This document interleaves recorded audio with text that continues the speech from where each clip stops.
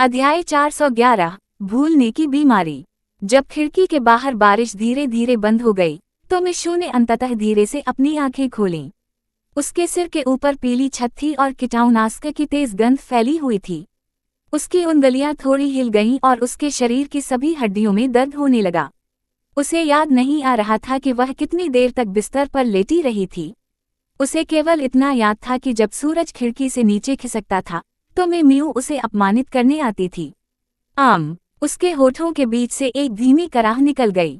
मिशू ने अपना सिर थोड़ा हिलाया और देखा कि बिस्तर के सिर पर बड़े करीने से रखे हुए भोजन के डिब्बे थे जिनसे भाप के निशान निकल रहे थे। जब उसकी नाक अंततः कीटाणुनाशक की गंध की आदी हो गई तो उसने अंततः भोजन की सुगंध को सूंघ लिया। यह झींगा की गंध थी, ताज़ा और मीठा। ऐसा लग रहा था कि मियू आज जल्दी आ गई और विशेष रूप से एक स्वादिष्ट रात्रिभोज लेकर आई।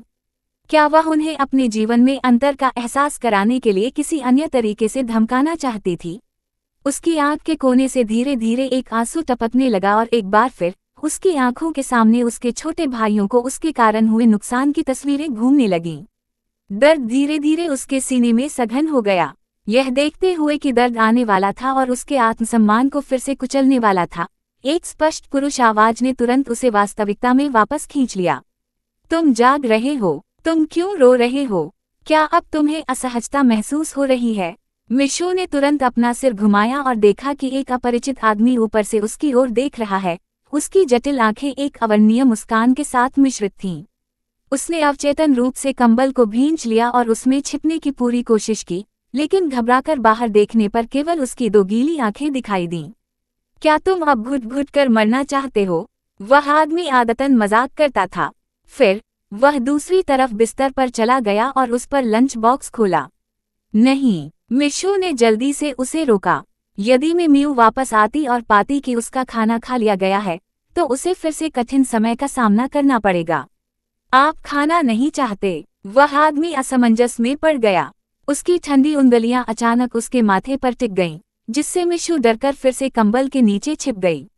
उसने भयभीत मिशू को सोच समझकर देखा और बाउंड चढ़ाते हुए कहा, रुको, मैं डॉक्टर को बुलाता हूँ। जब वार्ड का दरवाजा फिर से बंद हुआ तो मिशू ने राहत की सांस ली। जिस व्यक्ति ने अभी अभी मियू की चीजों को इतनी पाइकेटटा से छुआ, वह मियू का नया प्रेमी नहीं हो सकता, है ना? अगर ली जेन को पता होता कि वह जिस प्रेमिका से प्यार करता है उसकी पीठ पीछे इतना सुंदर प्रेमी है तो वह शायद गुस्से से पागल हो जाता। जब उसे पता चला कि उन्होंने उसके साथ धोखा किया है तो वह शायद उससे भी ज्यादा हताश हो गया था। मिशू वास्तव में उस दृश्य को अपनी आंखों से देखना चाहती थी, लेकिन दुर्भाग्य से उसके पैर अब अपंग हो गए थे, इसलिए वह केवल इस छोटे से वार्ड में फंस सकती थी और मियू द्वारा नियमित रूप से भुगतान की जाने वाली चिकित्सा फीस के साथ जीवित रहने के लिए संघर्ष कर रही थी। और मियू इस पैसे को खर्च करने के लिए तैयार थी। इसका एकमात्र कारण उसे अपमानित करना और यातना देना था और हर दिन उसकी अपनी विकृत और असामान्य इच्छाओं को संतुष्ट करना था। डॉक्टर, उसके साथ कुछ गड़बड़ है, कृपया पहले उसे देख लें। उस आदमी की आवाज वार्ड के बाहर से आई। मिशू ने उत्सुकता से दरवाजे की ओर देखा और फिर उसने देखा कि वार्ड का दरवाजा बाहर से खोला जा रहा है, जिससे उस आदमी का चिंतित चेहरा सामने आ रहा है। ऐसा लग रहा था कि मियू के लिए इस आदमी की भावनाएं वास्तव में असाधारण थीं। उसने उसकी भी परवाह की। मियू के लिए एक अनोखा खिलौना, वह ली जेन से कहीं अधिक मजबूत था जो कभी सामने नहीं आया था। उसका बुखार कम हो गया है। तार्किक रूप से कहें तो वह ठीक होनी चाहिए। मुझे नहीं लगता कि उसके साथ कुछ भी गलत है। उसे सिर्फ सर्दी है। उसे बस अपना अच्छा ख्याल रखने की जरूरत है और उसे ठीक होना चाहिए। एक साधारण जांच के बाद डॉक्टर तुरंत एक निष्कर्ष पर पहुंचे। अभी जब उसने मास्टर सी को अपनी ओर दौड़ते देखा तो उसने सोचा कि मरीज की हालत खराब हो गई है, लेकिन अब ऐसा लग रहा है कि वह सामान्य स्थिति में आ गई है। नहीं, लूसी ने मिशू को घूर कर देखा। उसे लगा कि कुछ गड़बड़ है, लेकिन वह उस पर अपनी उंगली नहीं रख सका। इस शक्तिहीन भावना ने उसे अपरिचित और भयभीत महसूस कराया। वह कुछ कदम चलकर मिशू के पास गया और अस्थायी रूप से उसके चेहरे पर चुटकी काट ली। उसे साफ महसूस हो रहा था कि उसके नीचे वाला व्यक्ति उसके स्पर्श से कांप रहा है। उसका मना करने का कोई इरादा नहीं था, वह बस पल के झपकाए और दयनीय और दूसरों की दया पर निर्भर दिख रही थी। लूसी ने अनगिनत बार कल्पना की थी कि अगर मिशु उसकी आज्ञाकारी बन जाए तो वह कैसी होगी। लेकिन जब यह भाव वास्तव में मिशु के चेहरे पर प्रकट हुआ तो उसे यह अविश्वसनीय लगा। उसकी आंखें जो मिशु के जागने के कारण मुस्कुरा रही थीं, धीरे धीरे ठंडी होती गईं। उसने अपनी पीठ कड़ी कर ली और धीरे धीरे अपनी पीठ सीधी कर ली। उसकी अभिव्यक्ति उदासीन और ठंडी थी। मैं कौन हूँ? मिशु उसकी अचानक डूबी हुई अभिव्यक्ति से चौंक गया। वह फिर कांप उठी और भय से अपना सिर हिलाया।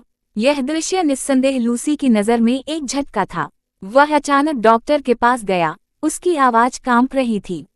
डॉक्टर, क्या उसकी याददाश्त चली गई है? तार्किक रूप से कहें तो ऐसा नहीं होना चाहिए। उसे अभी अभी सर्दी लगी थी और तेज बुखार था।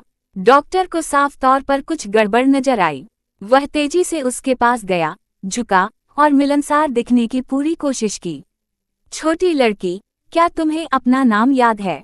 अध्याय 412, भविष्य की यादें। मिशु ने कमजोर ढंग से उत्तर दिया। डॉक्टर ने सिर हिलाया और पूछना जारी रखा, तो क्या आपको याद है कि अस्पताल आने से पहले आपके साथ क्या हुआ था? मिशु की आंखें अचानक चौड़ी हो गईं और उसने अवचेतन रूप से लूसी पर नजर डाली जो डरपोक होकर बाउंड सिकोड़ रही थी। उसने अपने सूखे होंठ बाक और भय भरी आवाज में कहा, आग, आग, एक आग। लूसी ने असमंजस में डॉक्टर की ओर देखा और पूछा, कैसी आग? आग कहाँ लगी? स्पष्ट करो। मिशु उसके ठंडे स्वर से अचंभित रह गई, लेकिन उसने फिर भी साहस जुटाया और उत्तर दिया, वहां मेरे घर में आग लग गई थी। मेरे सभी छोटे भाई हैं। इतना कहने के साथ उसने दर्द के आंसू बहाए।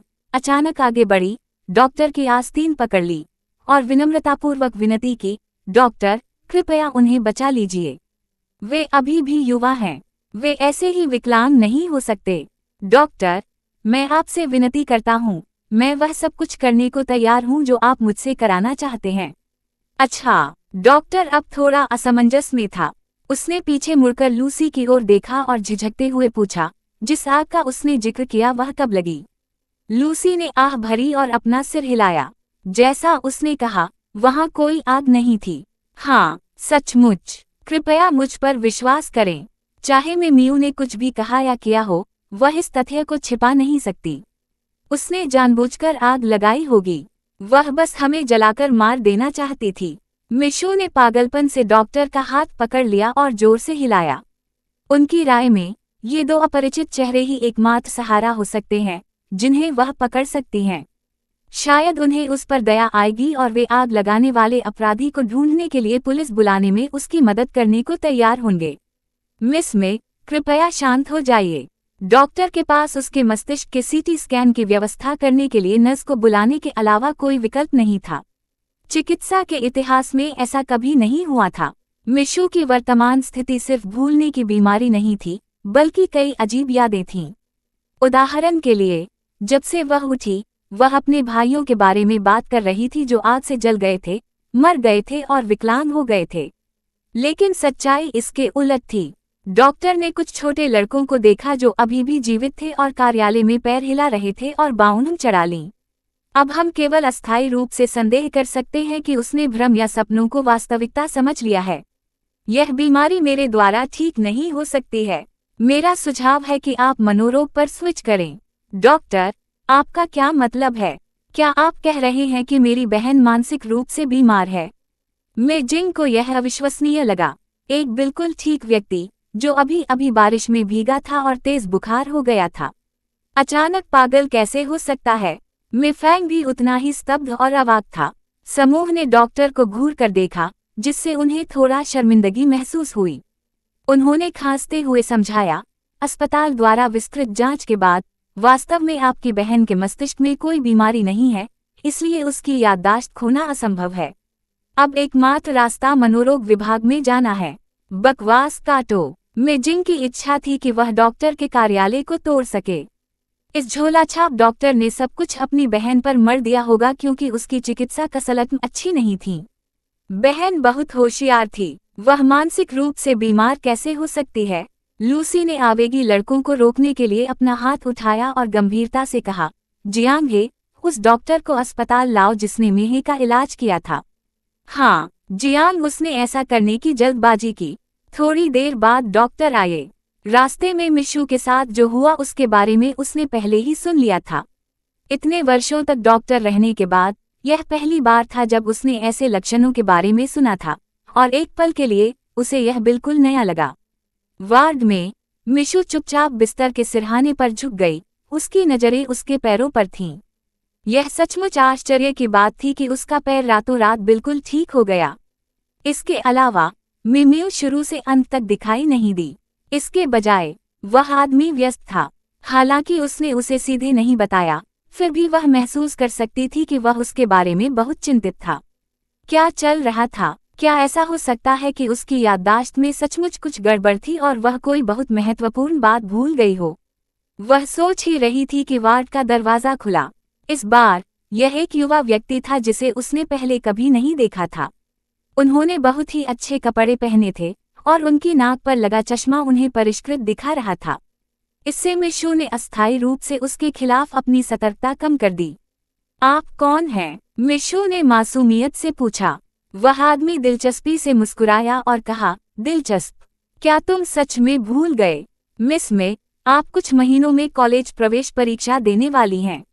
अगर इस वक्त इतनी बड़ी समस्या हो गई तो आपकी परीक्षा का क्या होगा? कॉलेज प्रवेश परीक्षा? मिशु हैरान थी। यह कैसे हो सकता है? क्या कॉलेज की प्रवेश परीक्षा अभी खत्म नहीं हुई है? अब भी कुछ महीने कैसे हो सकते हैं? यह सुनकर उस आदमी की बाहों तन गईं। क्या ऐसा हो सकता है कि उसकी यादें अतीत में नहीं रहीं, लेकिन कुछ ऐसा जो भविष्य में नहीं हुआ था? नहीं, इस तरह की बात अभूतपूर्व और असंभव थी। उस आदमी ने खुद को संभाला और मिशु के बिस्तर के पास कुर्सी पर बैठ गया। उन्होंने लापरवाही से कहा, ओह, ऐसा हो सकता है। क्षमा करें, मुझे कॉलेज प्रवेश परीक्षा का समय गलत याद आया। अध्याय 413, समानांतर अंतरिक्ष समय। मिशु ने राहत की सांस ली, लेकिन उसे लगा कि कुछ गड़बड़ है। वह उसे देखी। क्या हम एक दूसरे को पहले से जानते हैं? डॉक्टर एक पल के लिए स्तब्ध रह गए और बोले, हाँ, मैं तुम्हारे भाई की काउंसलिंग कर रहा हूँ। यह सुनकर कि यह व्यक्ति उसके छोटे भाइयों से संबंधित था, मिशु की आंखें चौड़ी हो गईं। अब वे कैसे हैं? अभी लूसी नाम का आदमी कहता रहा कि मेरे छोटे भाई ठीक हैं, लेकिन यह कैसे संभव है? क्या आपने उन्हें ठीक किया? मैं सिर्फ मनोवैज्ञानिक परामर्श दे रहा हूँ। मैं और अधिक मदद नहीं कर सकता। डॉक्टर बेबसी से मुस्कुराया। मिस में, आप इतने आश्वस्त क्यों हैं कि घर में आग लगी थी? क्या आपको किसी संकेत की उम्मीद थी? आग कैसे लगी? क्या आप मुझे बता सकती हैं? उसकी आवाज धीमी और मधुर थी, जिसमें एक प्रकार का मंत्रमुग्ध कर देने वाला जादू था। मिशु ने अनजाने में उस पर विश्वास करना चुना, लेकिन वह अतीत बहुत भयानक था। उसे याद करने की भी हिम्मत नहीं हुई, लेकिन अब उसके पैर अभी भी बरकरार थे। क्या सचमुच कुछ अविश्वसनीय घटित हुआ? इन विचारों को मन में रखते हुए मिशु ने घबराकर लार का एक कौर निगल लिया और धीरे से कहा, मुझे संदेह है कि मिमियू ने आग लगाई है। आग लगने के दिन केवल मेरे छोटे भाई और एक घर पर थे। उसने लापरवाही से आग का पता लगाने का नाटक किया, संदेह दूर करने के लिए मुझे बचाने का नाटक किया।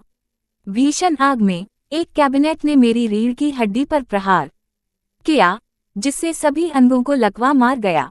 मेरे भाइयों को अपंगता या चोटें लगीं और मुझे बचाने की कोशिश करते समय अंकल हू की आग में मृत्यु हो गई।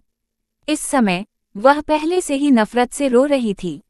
उसकी आंखों में नफरत ठोस थी और वह इसे बढ़ाने के लिए आभासी कल्पनाओं पर निर्भर नहीं थी। यह देखकर डॉक्टर हैरान रह गए।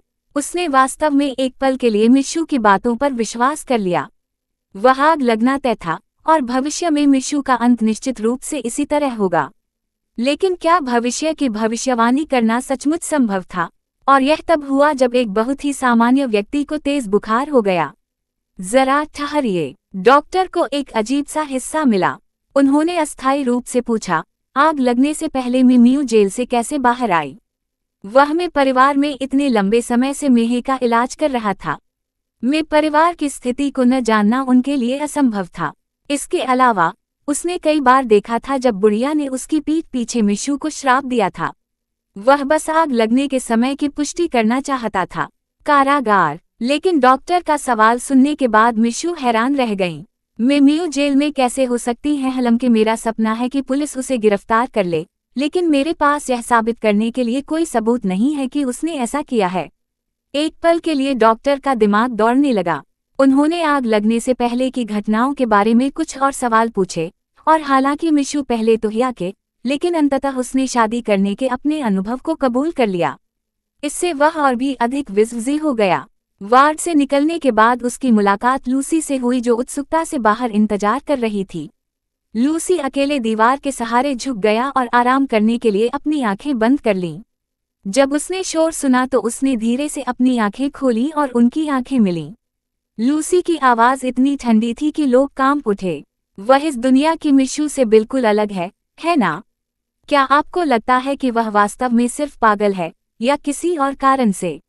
डॉक्टर ने उसकी बात को ध्यान से समझा और गंभीरता से कहा, मुझे लगता है कि मेरा अनुमान आपके जैसा ही है, लेकिन मुझे डर है कि हम वही लोग हैं जो यह मानने के लिए पागल हैं कि समय यात्रा जैसा कुछ होगा।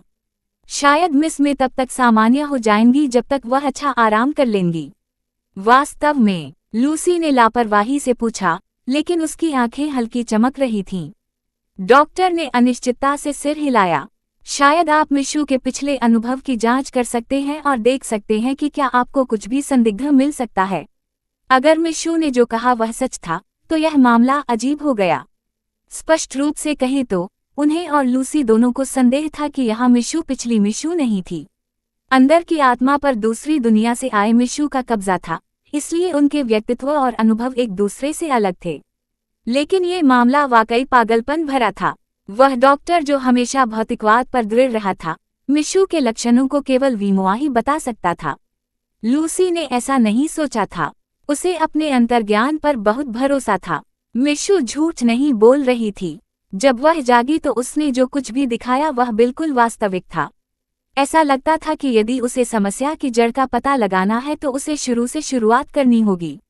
दोनों ने आखिरी बार चुपचाप एक दूसरे को देखा। लूसी सीधी हो गई और धीरे धीरे वार्ड के दरवाजे तक चली गई। मैं इसकी जांच करूंगा, लेकिन मैं चाहता हूं कि आप उसे कुछ मनोवैज्ञानिक परामर्श दें। उनके अनुसार वह लंबे समय से बिस्तर पर लकवाग्रस्त है। वर्तमान में वह ठीक से खड़ी नहीं हो सकती और ठीक से चल भी नहीं सकती। मुझे अभी भी आपको उसके लिए मनोवैज्ञानिक काम करने की जरूरत है। यह मेरा काम है। डॉक्टर ने उसकी ओर सिर हिलाया और चला गया। लूसी ने गहरी सांस ली। मानसिक रूप से तैयार होने के बाद उसने दरवाजे को धक्का देकर खोला और अंदर दाखिल हुआ। जब मिशू ने उसे देखा तो वह अब भी घबराने से खुद को नहीं रोक सकी। शायद इसलिए कि इस आदमी की आभा बहुत आक्रामक थी। वह अवचेतन रूप से कंबल में वापस सिकुड़ गई। अध्याय 414। मैं उसका नहीं हूँ। खाओ, लूसी ने उदासीनता से कहा। उसकी भयभीत निगाहों के नीचे वह शांति से बिस्तर के सिरहाने की ओर चला गया। थमल लंच बॉक्स ने अच्छा काम किया। इतना सब होने के बाद भी अंदर खाना भाप बन रहा था। भोजन की सुगंध से तुरंत मिशू का पेट जाग उठा। कई गड़गड़ाहट की आवाज़ों के बाद उसके पास लूसी की निडर निगाहों के नीचे बिस्तर से रेंगने के अलावा कोई विकल्प नहीं था। वैसे भी देखने से तो इस आदमी का उसके प्रति कोई गलत इरादा नहीं लग रहा था, तो फिर उसे उस पर भरोसा करने में सक्षम होना चाहिए, है ना? मानो उसके खरगोश जैसे डर को देखकर लूसी मजाकिया ढंग से मुस्कुराई। क्या तुमने यह नहीं कहा कि ऐसी भयानक घटना घटी? अब भी तुम इतने नाआसाकिटा क्यों हो? क्या तुम सचमुच मूर्ख हो या तुम मुझ पर बहुत भरोसा करते हो? मिशू का बढ़ाया हुआ हाथ कांप गया और उसने उसे पीछे खींच लिया। उसने डरते डरते कहा, तुम मुझे जहर तो नहीं दोगे? लूसी ने उपहास करते हुए कहा, मुझे आज तक एहसास नहीं हुआ कि आपके पास चुटकुले बनाने की प्रतिभा है। उसने उसके सामने एक एक करके लंच बॉक्स खोले, यह देखते हुए कि उसका उच्च तापमान अभी अभी कम हुआ है। लूसी ने किसी से दलिया और साइड डिश तैयार करने के लिए कहा, लेकिन इसने उन्नत शेफ को उन्हें स्वादिष्ट बनाने से नहीं रोका। मिशू निगलने में मदद नहीं कर सकी। क्या मैं सचमुच इसे खा सकता हूँ? बेशक, आखिरकार तुम मेरी प्रेमिका हो, लूसी ने बिना शर्माए कहा। मिशू की आंखें चौड़ी हो गईं। तुमने क्या कहा? मैं तुम्हारी प्रेमिका हूँ, लेकिन मैं पहले से ही शादीशुदा हूँ। मेरे पति हैं। तुम्हारा कोई पति नहीं है। लूसी दोबारा शादी करने के अपने अनुभव के बारे में उसकी बात बिल्कुल भी नहीं सुनना चाहती थी। वह निराशा में बिस्तर पर बैठ गया और उसे उदासीनता से देखने लगा। क्या मैं बहुत अच्छा नहीं हूँ? मिशू ने निर्णायक रूप से अपना सिर हिलाया। तुम उस बदमाश से कहीं अधिक सुंदर हो, और वह बहुत अमीर लग रहा था। अभी अभी डॉक्टर द्वारा गहन जांच के बाद मिशू इस अस्पताल के कमरे में लौट आई और उसे एहसास हुआ कि वह अब एक आलीशान वार्ड में रह रही है जिसकी उसने पहले कल्पना करने की हिम्मत भी नहीं की होगी। मिमियू उस पर यूं ही इतना पैसा खर्च नहीं करेगी। वह महज एक खिलौना थी जिसे मिमियू ने हवा निकालने के लिए रखा था। तब एकमात्र व्यक्ति जो उसके लिए भुगतान कर सकता था वह उसके सामने वाला वह व्यक्ति था जिसने उसका प्रेमी होने का दावा किया था। आखिरकार जागने के बाद से उसने किसी और को नहीं देखा था।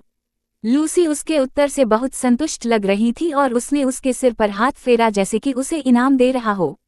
तो फिर मेरी पहचान स्वीकार करो और मुझे दृढ़ता से याद करो। हालांकि अब तुम्हारे पास यादें नहीं हैं, फिर भी मैं तुम्हारे साथ पहले जैसा ही व्यवहार करूंगा। तुम इस बारे में निश्चिंत रह सकते हो।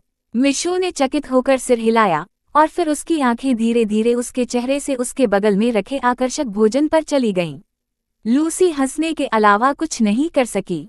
उसने दलिया का कटोरा उठाया और धीरे से एक चम्मच उठा लिया। फिर उसने मिशू को धीरे से खिलाने से पहले दलिया को ठंडा करने के लिए सावधानी से फूंक मारा। मिशू पहले तो स्तब्ध रह गया और फिर अस्थायी रूप से उसके हाथ से दलिया पी लिया। यह मीठा और ताज़ा था। उसकी भूख तुरंत बढ़ गई। उसने लूसी की ओर उम्मीद से देखा, चुपचाप उससे उसे तेजी से खाना खिलाने का आग्रह किया। लूसी की आंखों के सामने अंधेरा छा गया और उसकी आवाज धीमी और कर्कश थी। अगर तुम मुझे ऐसे ही देखते रहोगे तो दलिया नहीं खा पाओगे। ऐसा प्रतीत होता है कि मिशू को उसका मतलब समझ नहीं आया। लूसी धीरे से मुस्कुराई और क्रियाओं द्वारा उसे समझाया। जब उसके होठों ने उसके होठों को छुआ, जो अभी भी थोड़े ठंडे थे, तो लूसी खुद आश्चर्यचकित रह गया, एक पल के लिए कांप गया। उसने जल्दी से अपना सिर हटा लिया जैसे कि उसे कर्ज लग गया हो। उसकी कलाई ने अवचेतन रूप से उसके मुंह के कोनों को अवरुद्ध कर दिया था जो सिकाआ वाले थे, और उसने अस्वाभाविक अभिव्यक्ति के साथ कहा, यही बात है। क्या आप समझे? मिशू पूरी तरह से डर गई थी। उसने हैरानी से उस आदमी के लाल कानों को देखा और बुदबुदाया, क्या हमने पहले कभी ऐसा नहीं किया?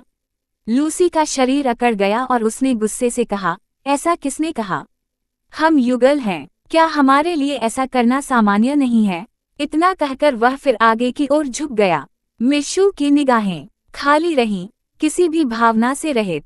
उसके ठंडे और पतले होंठ खुल गए और ऐसे शब्द बोले जो लूसी कम से कम सुनना चाहता था। लेकिन क्या होगा अगर मैं बिल्कुल भी वह नहीं हूँ? लूसी ने अचानक उसकी ओर घूर कर देखा, उसके कंधों को जोर से दबाया, जिससे वह उसकी ओर देखने को मजबूर हो गई। नहीं, आप एक ही व्यक्ति हैं। आप दोनों को मिशू कहा जाता है। आप हमेशा मेरी रहेंगी। नहीं, मिशू ने पीछे मुड़कर उसकी ओर देखा। आप मेरी स्मृति में बिल्कुल भी मौजूद नहीं हैं। स्वा में पूछताछ और निरीक्षण की इतनी लंबी अवधि के बाद आपको पता चल गया होगा कि मुझे डर है कि यह मेरी याददाश्त खोने या भविष्य की भविष्यवाणी करने जितना आसान नहीं है। शायद अब मैं वह व्यक्ति नहीं हूं जिसे आप बिल्कुल पसंद करते हैं। लूसी की पुतलियां सिकुड़ गई थीं और उसके कंधे को पकड़ने वाला हाथ धीरे धीरे अपनी ताकत खो रहा था।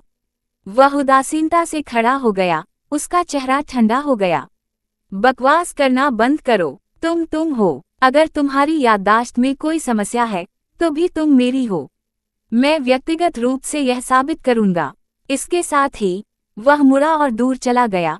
उसे दोबारा देखने की हिम्मत नहीं हुई, इस डर से कि उसे पता चल जाएगा कि उसकी आंखें पहले से ही लाल थीं। अध्याय 415 झूठ उजागर। लूसी के जाने के बाद मिशू ने धीरे धीरे स्वादिष्ट भोजन समाप्त किया। जैसे ही वह लेटकर आराम करने वाली थी, वार्ड का दरवाजा फिर से बाहर से खुल गया। मिशू को यहाँ इतने लोकप्रिय होने की उम्मीद नहीं थी। न केवल उसका एक सुंदर और अमीर प्रेमी था, बल्कि उससे मिलने के लिए बहुत सारे लोग भी आते थे। अतीत में उसने इसकी कल्पना करने की हिम्मत नहीं की होगी। हालांकि अगले ही सेकंड में जब उसकी उत्सुक नज़र दरवाजे से अंदर आए लोगों पर पड़ी, तो वह इतनी चौंक गई कि लगभग बिस्तर से कूद गई। क्या वह मतिभ्रम कर रही थी? उसके छोटे भाई उसे देखने के लिए कतार में खड़े थे और वे वास्तव में अक्षम नहीं हुए। बहन, मियान सबसे छोटा था, इसलिए उसके लिए सुंदर अभिनय करने का यह सबसे अच्छा समय था। वह मिफैंग के पास से भागा, जो सबसे आगे थी, और रोते हुए खुद को उसकी बाहों में डाल दिया।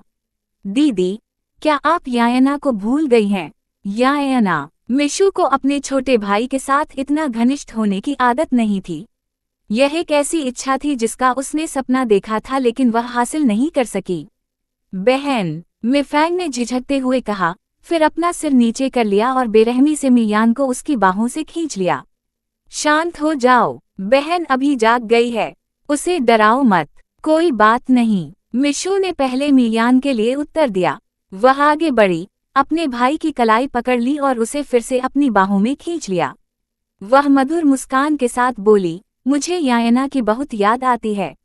यह अच्छा है। मिफैंग की बाहों अचानक शांत हो गईं। वह मुस्कुराया और सिर हिलाया। ठीक है, यह आप पर निर्भर है, बहन। मुझे भी गले लगाओ। मेजिंग को हमेशा मियान के साथ प्रतिस्पर्धा करना पसंद था। इस क्षण में उसे मात नहीं देनी थी। वह बिस्तर की ओर दौड़ा, लेकिन मिफैंग ने उसे रोक दिया, जिसने उसका कॉलर पकड़ रखा था। क्या कर रहे हो, भाई? मुझे जाने दो। मेजिंग ने नाखुशी से संघर्ष किया। मिफैंग ने आह भरी और असहाय होकर कहा, तुम पहले से ही बहुत बूढ़े हो, लेकिन तुम अभी भी यायना की तरह हो। दीदी को गले लगाने में क्या हर्ज है? बहन की याददाश्त अभी अधूरी है। वह बहुत डरी हुई होगी। वह हमें देखकर खुश होगी। मानो अपने शब्दों की पुष्टि करने के लिए, मेजिंग ने गर्व से मिशु की ओर अपनी बाहों भी उठाईं। उसके छोटे भाई, जो हर जगह उसके खिलाफ जाते थे, अब उसकी बाहों में पद पाने के लिए प्रतिस्पर्धा कर रहे थे। मिशु की आंखों के कोनों में आंसू आ गए और उसे अपने गले में एक गांठ महसूस हुई। हाँ, मैं सचमुच खुश हूँ। जियोजिंग, आओ और मुझे भी तुम्हें गले लगाने दो। मेजिंग ने मिफैंग पर आंख आयव का अपनी ठुड्डी उठाई और फिर प्रकाश की गति से मिशु को अपनी बाहों में खींच लिया। हालांकि छोटे लड़के के कंधे पर्याप्त चौड़े नहीं थे, फिर भी वे आश्वस्त रूप से गर्म थे। मिशु कंबा में अपने भाई की छाती पर झुक गया। उसकी छाती में उन्मत्त दिल की धड़कन सुन रहा था, फिर से पुष्टि कर रहा था कि यह त्रासदी उसके भाइयों के साथ नहीं हुई थी। मानो उसके सीने में नमी महसूस हो रही हो। मेजिंग ने सख्ती से मिशु को छोड़ दिया और दुखी मन से कहा, बहन, तुम क्यों रो रही हो? क्या तुमने कुछ सोचा? मिशु ने धीरे से अपना सिर हिलाया, अपना रोना बंद किया और दिल की गहराइयों से मुस्कुरा दी। नहीं, मुझे बस खुशी महसूस हो रही है, आपको सुरक्षित देखकर। भले ही मैं एक दिन उस डुआज़वेना में लौट आऊं, मैं निश्चिंत हो सकता हूँ। दीदी, बकवास मत करो। लू परिवार को आपकी यादें ताज़ा करने में मदद करने के लिए सबसे अच्छा डॉक्टर मिला। आप निश्चित रूप से ठीक हो जाएंगे, मेजिंग ने दृढ़ता से कहा। लू परिवार? कौन सा लू परिवार? क्या यह लू यान है? मिशु इस नाम को कहने से पहले एक पल के लिए हिया कि जो पहले से ही उसके लिए बहुत दूर था। यह लू यान नहीं है, बल्कि वह आदमी है जो अभी अभी वार्ड से निकला है। वह लू यान का चाचा है। जब मिफैंग ने लूसी की पहचान का जिक्र किया तो उन्हें थोड़ा अजीब लगा। मिशु पहले से ही अवाक रह गई थी। वह वास्तव में लू यान के चाचा को डेट कर रही थी। क्या इसका मतलब यह नहीं है कि वह लू यान की चाची बन गई थी? उसकी बचपन की प्रेमिका अब उसकी जूनियर बन गई थी। मिशु काफी देर तक होश में वापस नहीं आई। यह देखकर कि उसकी बहन उस बड़े झूठे के बारे में सोच रही थी, मियान ने असंतोष से चिल्लाया, दीदी, उसके बहकावे में मत आना। वह अच्छा इंसान नहीं है। मिशु वापस होश में आया और आश्चर्य से पूछा, आप ऐसा क्यों कहते हैं? वह बहुत बड़ा झूठा है। वह निर्दोष होने का दिखावा करने में सबसे अच्छा है। यदि वह आपका फायदा उठाता है तो उसकी बातों पर विश्वास न करें। मियान ने गंभीरता से चेतावनी दी। मिशु एक पल के लिए स्तब्ध रह गई और उसके मुंह का कोना हिल गया। यायना, बहन को सच बताओ, क्या वह मेरा प्रेमी है? कैसा बॉयफ्रेंड? बहन, तुम ऐसा क्यों सोचती हो? मियान हैरान थी। फिर उसे तुरंत कुछ एहसास हुआ और उसने तुरंत उसका हाथ पकड़ लिया। बहन, क्या उसने तुम्हें यह बताया था? मिशु ने अपनी आंखें बंद कर ली और महसूस किया कि ऐसा लगता है कि उसने दूसरों को बिना कुछ लिए उसका फायदा उठाने दिया है। उसने अपराधबोध और अजीब ढंग से सिर हिलाया। मुझे नहीं पता कि उसने जो कहा वह सच है या नहीं। बिल्कुल नहीं, बहन। एक ने तुमसे कहा था कि वह बहुत बड़ा झूठा था, लेकिन तुमने उसे गलत समझने के लिए मुझे दोषी ठहराया। मेयान नाराज होकर बिस्तर से लुढ़क गया, अपनी आस्तीन ऊपर चढ़ा ली जैसे कि लूसी का सामना करने के लिए तैयार हो। बहन, बस रुको। 11 उस लड़के को अभी यहाँ लाओ और तुम उसके साथ जैसे चाहो निपट सकती हो। मेजिंग ने सिर हिलाया और उसके साथ कार्रवाई में शामिल हो गई। बहन 11 तुरंत उसे वापस लाओ और उससे माफी मांगो। अध्याय 416 एक अन्य व्यक्ति। लूसी पहले ही जा चुका है, आप उसे कहाँ पकड़ने जा रहे हैं? मिफैंग ने असहाय रूप से 2 छोटे सेटाओं को वापस पकड़ लिया और उन्हें बैठने देने के लिए कुर्सी पर दबाया। दीदी अभी उठी है, क्या आप उसके साथ अधिक समय नहीं बिताना चाहते? इसके अलावा क्या हमारे पास उससे बात करने के लिए बहुत सी चीजें नहीं हैं? मेयान अनिच्छा से बैठ गया और बुदबुदाया, भाई, तुम एक बाहरी व्यक्ति का पक्ष क्यों ले रहे हो? हालांकि उसने भाई को ढूंढने में मदद की, लेकिन उसने बहन से भी झूठ बोला। क्या हुआ? मिशु को लगा कि यह मामला असाधारण है। वह यह भी जानना चाहती थी कि लूसी नाम का व्यक्ति उससे कितना संबंधित था। मिशु का सवाल सुनकर मिफैंग ने उसे मेही के गायब होने के बारे में धीरे से समझाया। मिशु भयभीत थी, इसलिए उसे बुखार था। उसने अपने भाई को अपनी नाक के नीचे खो जाने दिया। वह दोषी थी, जैसे कि उसके चेहरे पर आत्मदोष देखकर मेजिंग ने उत्सुकता से कहा, बहन, इस मामले के लिए हम सभी जिम्मेदार हैं। यह सब आपकी गलती नहीं हो सकती। इसके अलावा जियो, वह अब सुरक्षित है। इस मामले के बारे में ज्यादा मत सोचो। हाँ दीदी, ये मामला खत्म हो गया। अब हमें जिस चीज के बारे में अधिक चिंतित होना चाहिए वह है माँ। मिफैंग ने अपनी मुठियां भींच ली और साहस जुटाया। कैप्टन वांग ने हमारे घर आने के लिए समय निकाला। जब उसने तुम्हें नहीं देखा तो उसने मुझे इसके बारे में बताया। उन्होंने कहा कि मॉम का मामला बहुत आसानी से निपट गया। मुकदमा 2 दिनों में शुरू होगा और उन्होंने हमें अदालत में देखने के लिए आमंत्रित किया। मिशु ने तुरंत आश्चर्य से उसकी ओर देखा और अविश्वास से कहा, माँ का मामला? आपका मतलब है? बहन, वांग यू पहले ही कबूल कर चुकी है। उस समय उसने माँ को मारने के लिए किसी को भुगतान किया था।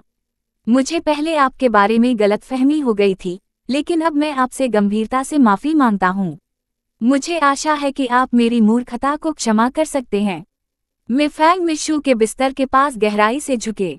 बाकी लोग तुरंत खड़े हो गए और उससे माफी मांगी जैसे कि उन्होंने कुछ गलत किया हो। मिशु ने ऐसा दृश्य पहले कभी नहीं देखा था। उसने अपने भाइयों को झुकने से रोकने के लिए तेजी से अपना हाथ हिलाया। क्या तुम नहीं जानते कि रोगी शैया के सामने झुकने का अर्थ है कि रोगी मर गया? मिफैंग का दिल तेजी से धड़कने लगा और वह तुरंत उठ खड़ा हुआ। हमारा मतलब यह नहीं था। बेशक मुझे पता है। मिशु ने आंखों में आंसू भरकर अपने भाई को रोका। तुम्हें मुझसे माफी मांगने की जरूरत नहीं है। अगर किसी ने उस समय कॉल नहीं की होती तो माँ ने ऐसा नहीं किया होता। दीदी, माँ की मृत्यु वास्तव में आपकी वजह से नहीं हुई थी। मिफैंग का चेहरा दर्द से भरा था। उसने अपराधबोध से अपनी आंखें बंद कर ली और धीरे से उसे बताया कि कैसे उसने धीरे धीरे सच्चाई की सावधानीपूर्वक जांच की थी। मिशु ने कभी उम्मीद नहीं की थी कि वह इस मामले की व्यक्तिगत रूप से जांच करेगी और इतनी जल्दी सच्चाई सामने ला देंगी। कुनकका, उसने अपने ही हाथों की ओर देखा। जियो फैंग। मिशु का आधा चेहरा उसके गंदे लंबे बालों से ढका हुआ था और उसकी आवाज में लगभग बेकाबू दर्द था। मैं पहले कैसा था? मिफैंग एक पल के लिए स्तब्ध रह गई और फिर उत्तर दिया, बहन, आप बहुत निर्णायक और चतुर हैं। मेरे परिवार में हर कोई अब आपकी बात सुनता है और तुम बहुत मजबूत हो। तुम एक हाथ से दूसरे भाई का कॉलर पकड़ सकते हो और उसे चारों ओर घुमा सकते हो। मेयान सही समय पर बाहर आई और जुड़ गईं। मेजिंग ने उसकी ओर देखा और अपनी राय व्यक्त की। दीदी, आपकी सीखने की क्षमता भी बहुत अच्छी है। आपके परिणामों में बहुत सुधार हुआ है। यहाँ तक कि मैं कल्पना भी नहीं कर सकता कि आप इतने कम समय में दूसरा स्थान प्राप्त कर सकते हैं, केवल स्टडी गॉड लू यान के बाद। ओह, वैसे बहन, आप पियानो बजाने में भी बहुत अच्छी हैं। आपको 2 अनुभवी पियानों ने अपने अंतिम शिष्य के रूप में भी चुना था। मेयान ने गर्व से मिशु को अतीत में प्राप्त सम्मानों का परिचय दिया। मिशु चुपचाप बिस्तर के सिरहाने की ओर झुक गई और सुनने लगी। जब वह अपने हाथों को घूरने लगी तो उसका चेहरा और भी पीला पड़ गया, उसकी पुतलियां जोर से कांपने लगीं। नहीं, यह वह नहीं थी। उसके भाइयों द्वारा चित्रित बहन बिल्कुल भी नहीं हो सकती। उसके दिल में अचानक एक भयानक विचार फैल गया। मिशू ने दर्द से अपना सिर पकड़ लिया और अंत में एक ऐसा प्रश्न पूछा जिसके बारे में उसने ध्यान से सोचने की हिम्मत नहीं की थी। मैंने अभी तक कॉलेज प्रवेश परीक्षा नहीं दी है ना? मिफैंग ने आश्चर्य से अपनी बाउंड उठाई। हाँ, लेकिन यह जल्द ही होगा। बहन, आपको जल्दी ठीक होने की जरूरत है ताकि हम आपको कॉलेज प्रवेश परीक्षा देने में सहज महसूस कर सकें। तो मामला यही था। डॉक्टर को अभी कॉलेज प्रवेश परीक्षा का समय गलत याद आया। एक पल में मिशू को लगा कि आकाश ढह रहा है। वह लगभग निश्चित थी कि जब उसकी याददाश्त अभी भी अस्पताल के बिस्तर पर अटकी हुई थी, तब किसी ने उसके शरीर पर कब्जा कर लिया था, उसके लिए उसके भाई की देखभाल की, उसके लिए कड़ी मेहनत की और उसकी मां की मृत्यु के वास्तविक कारण की जांच की। वह व्यक्ति उसके स्थान पर रंगीन जीवन जीता था, लेकिन अंत में वह नहीं थी। उसके छोटे भाई उस व्यक्ति से प्यार करते थे जो अचानक गायब हो गया था, और लूसी को केवल वह आत्मा पसंद थी जो उससे बिल्कुल अलग थी। जहां तक उसकी असली बात है, वह विनम्र, अक्षम, मूर्ख और अक्षम थी। वह केवल अपने लकवाग्रस्त शरीर को बीमारी के बिस्तर तक खींच सकती थी और मौत के दरवाजे पर संघर्ष कर सकती थी। मिमियो द्वारा हर दिन उसके साथ दुर्व्यवहार किया जाता था, लेकिन उसमें अपने सारे दर्द को खत्म करने की हिम्मत भी नहीं थी। दीदी, क्या गलत है? आखिरकार उन्होंने उसकी असामान्यता पर ध्यान दिया। मिशू ने दर्द से अपना सिर पकड़ लिया और जोर से डराने लगी। अध्याय 417 भयानक ताकत। इस बार मिफैंग और अन्य लोगों ने मिशू के सामने लापरवाही से बोलने की हिम्मत नहीं की। मिशू पूरे दिन वार्ड में अकेली बैठी रही। शाम को केवल मिफैंग ही उससे मिलने आए। मिफैंग के जाने से पहले मिशू ने एक अनुरोध किया। मैं कल स्कूल जाना चाहता हूँ, मुझे अभी घर ले चलो, मैं वापस जाकर देखना चाहता हूँ। मिफैंग को मिशू से यह पूछने के लिए एक डॉक्टर मिला कि क्या उसे छुट्टी दी जा सकती है। सकारात्मक उत्तर मिलने के बाद उन्होंने मिशू को सामान पैक करने में मदद की और उसे मेरे परिवार में वापस ले गए। मियून लंबे समय से अपनी बेटी से मिलने के लिए अस्पताल जाना चाहता था, लेकिन जब उसने सुना कि मिशू को याददाश्त की समस्या है और वह जरूरत से ज्यादा प्रतिक्रिया करेगा, तो उसने जल्दबाजी में कदम उठाने की हिम्मत नहीं की। इसका मुख्य कारण यह था कि वह दोषी महसूस करता था और नहीं जानता था कि अपने बच्चों का सामना कैसे करना है। इसलिए जैसे ही वह आज रात काम से वापस आया, उसने खुद को अध्ययन कक्ष में बंद कर लिया और रात के खाने के लिए भी बाहर नहीं आया। जब बटलहू ने दरवाजा खटखटाया और कहा कि मिशू को सबसे बड़े युवा मास्टर ने वापस ले लिया है, तो वह थोड़ा खोया हुआ महसूस करते हुए अपनी कुर्सी से कूद गया और दरवाजा खोलने की भी हिम्मत नहीं जुटा सका। खुयान ने दरवाजे के बाहर गहरी आह भरी और मना लिया, मिस्सी थोड़ी कमजोर लग रही है, आपको उसे देखने के लिए बाहर जाना चाहिए। मियून का चेहरा डूब गया और उसने अचानक दरवाजा खोल दिया। मियून को देखकर हुयान का दिल तेजी से धड़कने लगा। उसे अचानक याद आया कि मियून ने अपने परिवार के साथ संवाद करने से इनकार कर दिया था जब से उसे पता चला कि बाई लिंग को वांग यू ने मार डाला था। क्या ऐसा इसलिए था क्योंकि वह कार दुर्घटना की जांच करने और मेरे परिवार को शर्मसार करने के लिए मिशू से नफरत करता था? यह सोचकर उसे मियून को बाहर आने के लिए मजबूर करने पर पछतावा हुआ और उसने जल्दी से इसकी भरपाई करने की कोशिश की। मिस्सी की याददाश्त अब अधूरी है। मुझे डर है कि वह याद नहीं कर सकती कि उसने वांग यू की जांच की थी। श्रीमान में, भले ही आप गुस्से में हों, वर्तमान एक कैरेट सिजे पर अपना आपा न कहो। मियून ने उसे अजीब नजरों से देखा और ठंडे स्वर में कहा, मैंने कब कहा कि मैं उसे दोष दे रहा हूँ? खुयान क्षण भर के लिए अवाक रह गया जब मियून ने अपने पतले शरीर को सीधा किया और चुपचाप सीढ़ियों से नीचे उतर रहा था। लिविंग रूम में मिशू अपने छोटे भाइयों और नौकरों से घिरी हुई थी। हर कोई मिशू की वर्तमान शारीरिक स्थिति के बारे में पूछ रहा था। मिशू बता सकती थी कि हर कोई उसके बारे में बहुत चिंतित था। उसे खुश होना चाहिए, लेकिन जब उसने सोचा कि वे वास्तव में उस व्यक्ति के बारे में चिंतित हैं जिसने कभी उसके शरीर पर कब्जा कर लिया था, तो उसका दिल दुख गया। शायद इसलिए कि वह सचमुच पीली दिख रही थी। मिफैंग ने बाउंड चढ़ा ली और नौकरों को हटने के लिए कहा और वह और उसके भाई मिशू के साथ ही रहे। दीदी, क्या आप पहले कुछ खाना चाहती हैं? मैंने रसोई में आपके बहुत सारे पसंदीदा व्यंजन तैयार करने के लिए कहा है। मिफैंग ने ध्यान से पूछा। मिशू स्तब्ध थी। वह कहना चाहती थी कि हो सकता है कि यह कुछ ऐसा न हो जिसे वह खाना पसंद करती हो, लेकिन यह सोचकर कि यह उसके छोटे भाइयों की उसके लिए चिंता का प्रतीक है, उसने खुद को सहमति में सिर हिलाने के लिए मजबूर किया। मेजिंग इतना खुश था कि वह लगभग उछल पड़ा। उसने तुरंत दूसरों को भोजन की मेज पर बर्तन रखने का निर्देश दिया और वे मिशू को भोजन कक्ष में ले गए। अपने छोटे भाइयों से प्यार पाना एक ऐसी चीज थी जिसे वह प्राप्त नहीं कर सकी, भले ही उसने अतीत में उन्हें खुश करने की कितनी भी कोशिश की हो। यह सोचकर कि वह व्यक्ति यह इतनी आसानी से कर सकता है, मिशू को बहुत दुख हुआ। मेज पर रखे खाने से मनमोहक खुशबू आ रही थी। मिशू मदद नहीं कर सकी, लेकिन एक नज़र डालने के बाद वह पूरी तरह से स्तब्ध रह गई। कद्दू, दलिया, बेकन, बादाम, सब्जियां, वे सभी उसके पसंदीदा व्यंजन थे। क्या वह व्यक्ति उसकी प्राथमिकताओं की नकल करके एक सेवा से बच रहा था, या क्या उन दोनों की पसंद वास्तव में एक जैसी थी? इससे पहले कि मिशू को इस बारे में सोचने का समय मिले, मिफैंग ने उसके कंधों को दबाया और उसे कुर्सी पर बैठाया। बर्तन तुरंत उसके करीब सरका दिए गए। मिशू ने शर्मिंदगी में अपनी कोपस्टिक उठाई और अपने भाइयों की ओर देखा जो जलती आंखों से उसे घूर रहे थे। वह अजीब तरह से मुस्कुराई और बोली, तुम मेरे साथ बैठकर खाना क्यों नहीं खाते? कोई जरूरत नहीं, बहन। हम पहले ही खा चुके हैं। ये विशेष रूप से आपके लिए तैयार किए गए हैं। आप इन्हें स्वयं खा सकते हैं। मेजिंग ने मुस्कुराते हुए अपना हाथ हिलाया, लेकिन फिर भी उसने जाने से इनकार कर दिया। ऐसा लग रहा था कि उसने मिशू को ये चीजें खाते हुए देखने का मन बना लिया है।